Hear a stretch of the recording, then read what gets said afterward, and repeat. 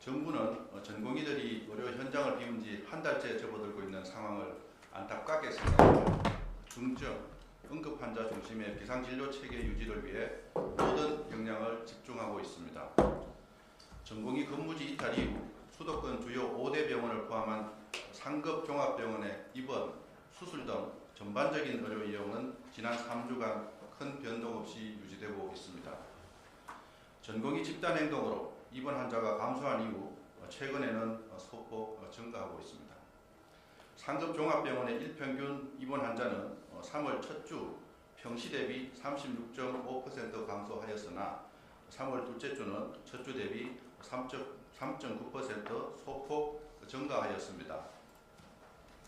중환자실 입원 환자는 평시와 유사한 3,000명 내외를 유지하고 있으며 중등증 이하의 환자는 중소병원으로 전원하여 협력 진료하고 있습니다. 전공의가 없는 종합병원은 평시인 2월 첫 주 대비 입원 환자가 지속 늘어 3월 14일에는 11% 증가하였습니다.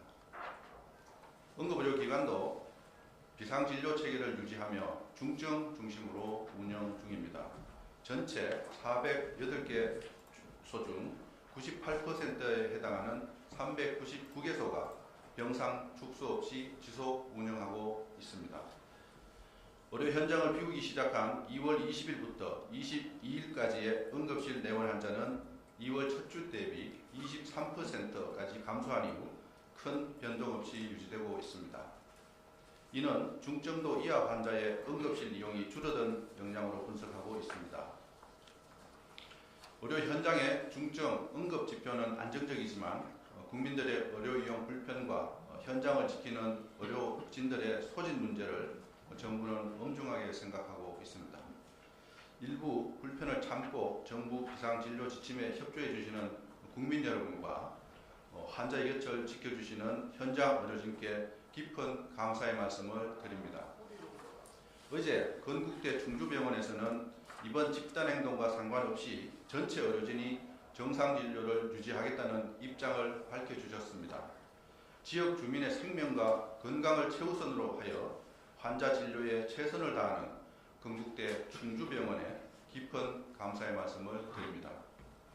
정부는 현장의 의료진의 노고가 헛되지 않도록 비상진료체계 유지에 필요한 지원을 아끼지 않겠습니다. 정부는 비상진료체계를 지속 강화하고 있습니다. 오늘부터 응급실 과밀화를 방지하기 위한 경증환자 분산 지원 사업을 시행합니다. 전국 43개 권역 응급의료센터에서 경증, 비응급 환자를 인근 의료기관으로 안내하는 경우 정책지원금을 지급합니다. 소요되는 재정은 예비비 67억 5천만 원입니다. 경증 응급 환자가 1차, 2차 병원으로 전원되는 경우 구급차 이용료는 3월 13일부터 정부가 전액 부담하고 있습니다. 또한 정부는 상급 종합병원과 종합병원 간 환자의 신속한 전원과 또 협력 진료 체계를 지속 강화하고 있습니다. 정부는 진료 협력 건수와 진료 역량을 고려하여 종합병원 100개소를 상급 종합병원과 협력 체계를 구축할 진료 협력병원으로 지정하고 협력을 위한 지원 강화를 추진합니다. 먼저 각 병원의 진료협력센터 인력의 인건비를 지원합니다. 신규 채용 시에는 월 400만 원 한도 내 실비를 지원하고 기존 인력에 대해서는 1인당 월 최대 200만 원을 지원합니다. 상급 종합병원에서 입원, 수술 처치, 방사선 치료 등 예약 환자를 치료 가능한 진료 협력병원으로 연계하는 경우 회송병원 수가를 100%에서 150% 인상하고 상급종합병원과 진료협력병원에 정책지원금을 제공합니다. 정책 시행을 위해 정부는 어제 상급종합병원 또 진료협력병원을 대상으로 회의를 진행하였으며 오늘 중 지침을 안내하고 다음 주부터 본격 시행하겠습니다. 지난 3월 11일부터 20개 의료기관에 파견된 군의관과 공중보건의사가 비상진료에 집중할 수 있도록 지침을 안내하였습니다.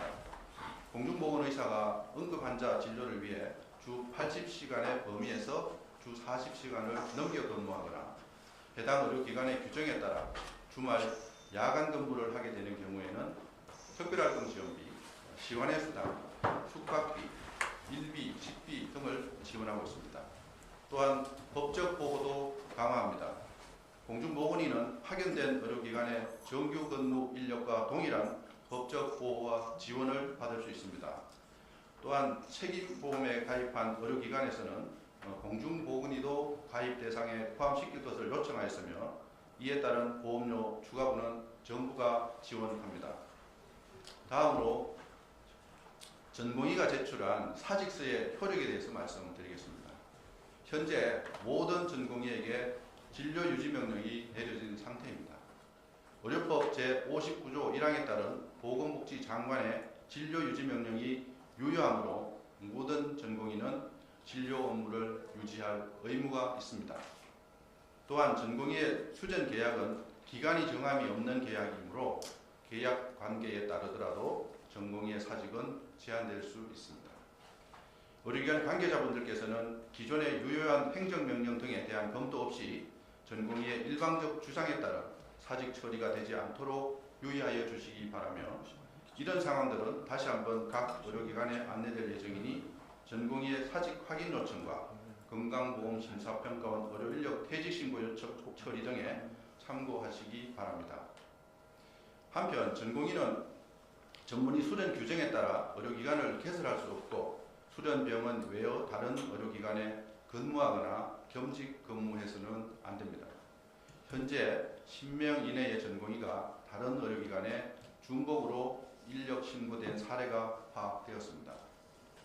수련 중인 전공의가 의료기관을 개설하거나 다른 병원에 겸직 근무하는 경우 수련 규칙에 따라 수련병원장으로부터 징계를 받을 수 있으며 타인 명의로 처방전이나 진료기록부를 작성할 경우 의료법에 따라 처벌될 뿐만 아니라 전공의를 고용한 개원의도 형법에 따라 처벌될 수 있습니다. 전공의 여러분과 의료기관 관계자분들께서는 이와 같은 점을 충분히 고려해 불이익을 당하는 경우가 없도록 주의하시기 바랍니다.